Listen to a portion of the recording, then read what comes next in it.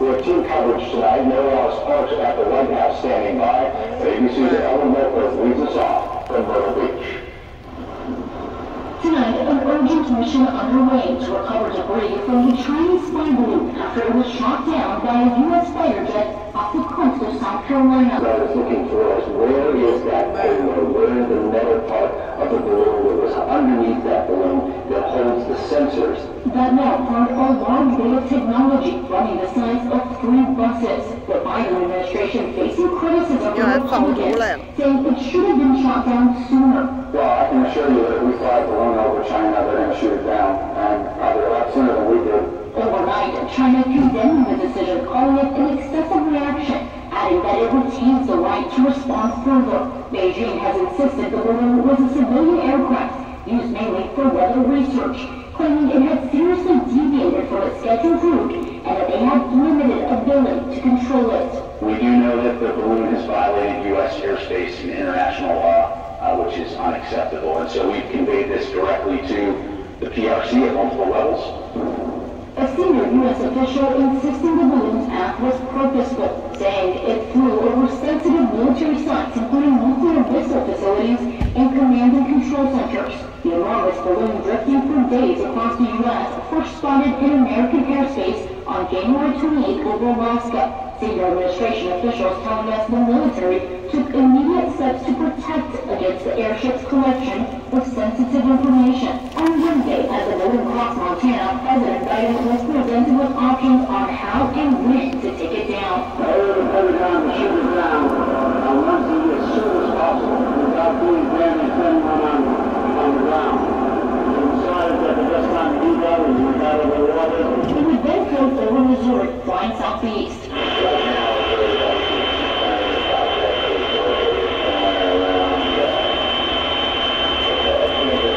This resident spotting it Saturday morning. There it is.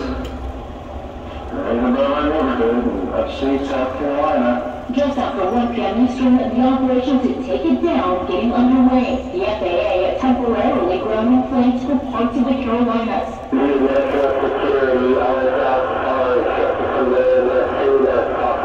Then at 2:39 p.m., an F-22 fired a single missile roughly 6 nautical miles off Myrtle Beach.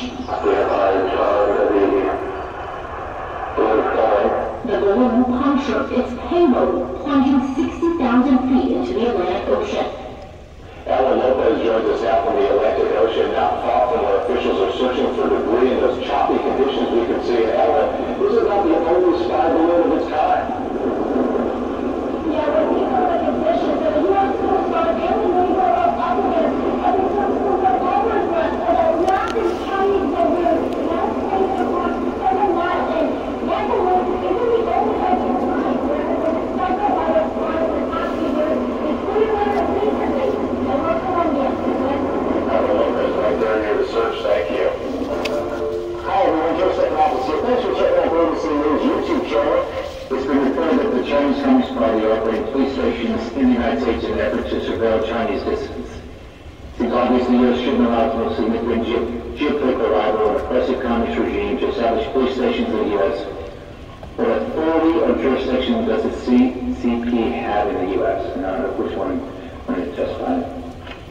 Well, Senator, like you, I'm very concerned about this. We are aware of the existence of these stations. I have to be careful about discussing our specific investigative work, but to me it was outrageous to think that the Chinese police would attempt to set up shop in the U.S., let's say, without proper coordination. It violates sovereignty and circumvents standard judicial law enforcement cooperation processes. The reason this is so important is because we've seen a clear pattern of the Chinese government, the Chinese Communist Party, exporting their transfer of repression right here into the U.S. And we've had now a number of indictments that you may have seen of the Chinese engaging in uncoordinated quote-unquote law enforcement action right here in the United States, harassing, stalking, surveilling, blackmailing people who they just don't like or disagree with the Xi regime.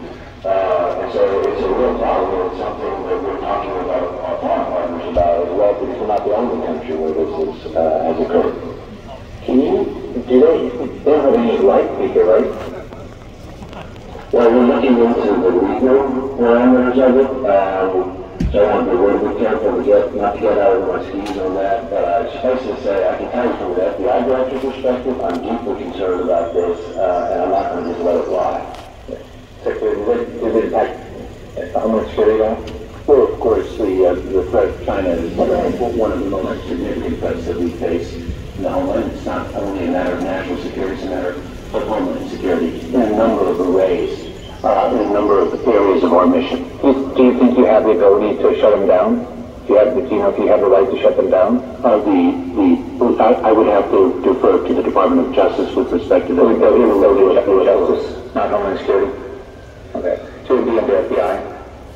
Well, to the extent that the remedies might be some part of the Justice Department outside the FBI, that could also be a possibility. Or then maybe a State Department dimension to this that we're looking into. So when you know it here, do you know if they're civilian U.S. citizens? Do you know that yet? Do you have enough information to know if they are? Well, again, I don't want to get too far into our ongoing investigative work, but as I said, we have seen plenty of situations in the past where the Chinese government, under the pretext of going after corruption, have essentially used that as a vehicle to surveil even situations where they've planted bugs inside Americans' cars, for example. And one of the things that we're seeing more and more is them hiring private investigators here in the U.S. to essentially be their agents, if you will, to conduct some of this work. So this is something we're trying to call out, and it's important that Chinese Americans and Chinese citizens who are here know to call the